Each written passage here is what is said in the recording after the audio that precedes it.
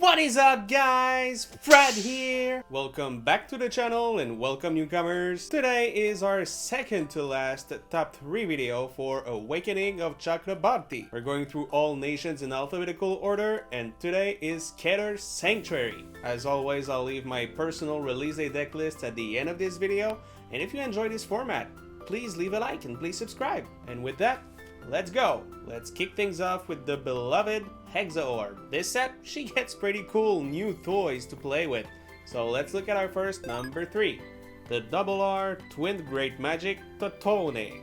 Skill reads auto on rearguard circle. At the end of the battle, your unit attacked. Cost counterblast 1 and perform all of the following according to the trigger units revealed in that battle's drive check. Critical trigger, choose one of your opponent's rearguards and put it on the bottom of their deck. Or front trigger, choose one of your grade 2 or less rearguards and stand it. Looks like stand triggers are back in the form of front triggers. And she also adds possible removal in a deck that doesn't have any. She's honestly a decent tech to try out if you want to try a more front forward build. Moving on to our number 2, Earful Magic Esunono. Skill reads auto on rearguard circle once per turn. When this unit attacks, if your Vanguard is Hexaorb Sorceress or Pentagleam Sorceress, cost discard a card from your hand.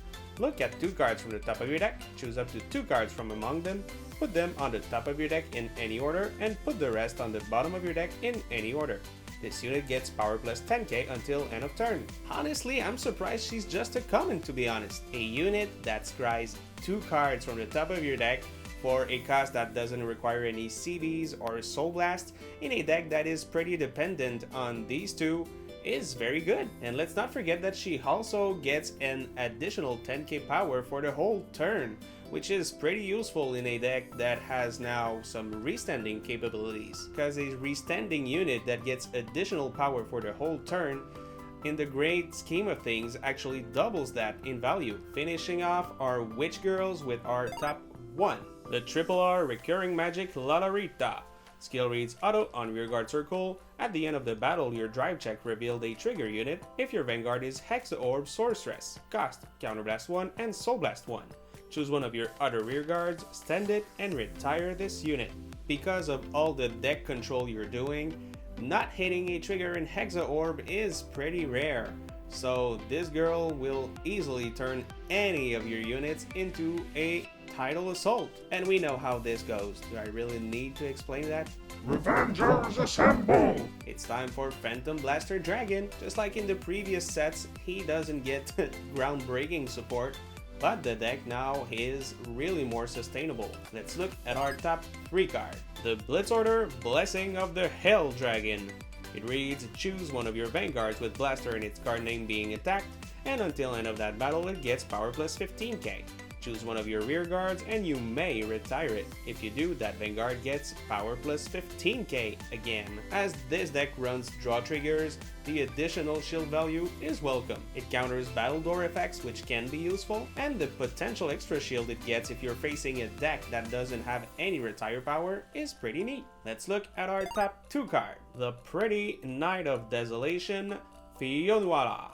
It reads continuous on rearguard circle. If there are no other units in the same column as this unit gets power plus 10k. Includes your opponent's rearguards as well. Or as I call her, Magic Number Woman, as she hits for either 18k or 28k on a personal right turn, which are both annoying numbers to guard against, with the 18 asking for either a 2-card guard or a trigger overguard. You draw triggers aside, of course, and the 28k specifically asking for a front trigger as a shield, or it's gonna be another 2 cards out of your opponent's hand.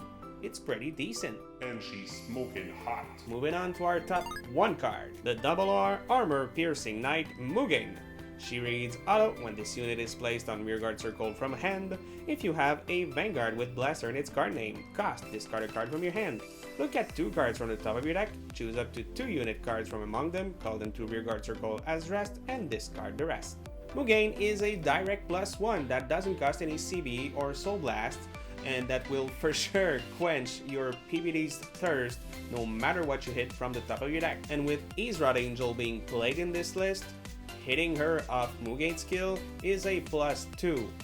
and you're gonna feel so good about it. Let's end today's top 3 with Bastion. Our boy in the blue and white sure did start strong in the Overdress era, but now he's due for a little catching up. Let's look at our top 3 card. The RR Heavenly Arrow of Sure Hit Sparare. It reads auto on front row rearguard circle when this unit is stood by your Vanguard's ability, cost Soul Blast 2 and draw a card. Then continuous in the back row rearguard circle. During your turn, all of your other rearguards in the same column as this unit get power plus 5k. I'm gonna be honest, for the number 3 spot, I hesitated a lot between this guy and Embrace Dragon.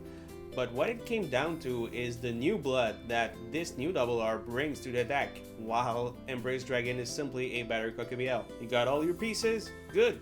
Move it down and boost your attacking unit. Got a bunch of triggers in hand and the game isn't going your way all that much? It's okay, just move this guy up and potentially draw a card that will unlock all of your shiz. Moving on to our top 2 card, the RR Heavenly Pike of Solicitation Cornbach. It reads act on rearguard circle, cost Soul Blast 1 and rest this unit. Look at 3 cards from the top of your deck. Choose up to 1 grade 3 or greater unit with a different name from this unit from among them, call it to rearguard circle, and put the rest on the bottom of your deck in any order. Cornbach is a very underrated card. It's a selective +1 that adds a lot to the deck's consistency. If you're missing pieces for your big potato turn, this guy can help you dig out for your optimal cards like Alden or Fosato, that in my opinion becomes relevant again because of all of the Gravidias, Bob Sargara, prison decks running around, and Cornbach is an additional great target to hit when you superior call from your ride line. I quite enjoy him, you should try it. And on to our last top 1 of the day, the grade 4 Apex Surpassing Sword Bastion Prime. It reads continuous on Vanguard Circle. During your turn, all of your front row units get power plus 2k. Then auto on Vanguard Circle once per turn. At the end of the battle, your drive check revealed a grade 3 or greater card. Cost, put a card with Bastion in its card name from your hand or soul into your drop. Stand all of your grade 3 rearguards and they get power plus 10k until end of turn. The new MVP Bossman. He's one of those grade 4s that will ask you to run multiple copies of the original form of Bastion just so you can hit its skill as often as possible. I see there's not much to say, it's a tremendous aggro card, so Bastion players, rejoice. Well, that is it for me today, guys. Thank you very much for watching. Please leave a like, please subscribe. If there's anything you want to chat about, leave a comment and let's discuss. As usual, my personal release day deck lists are just coming up, and I'll see you guys very soon. Peace.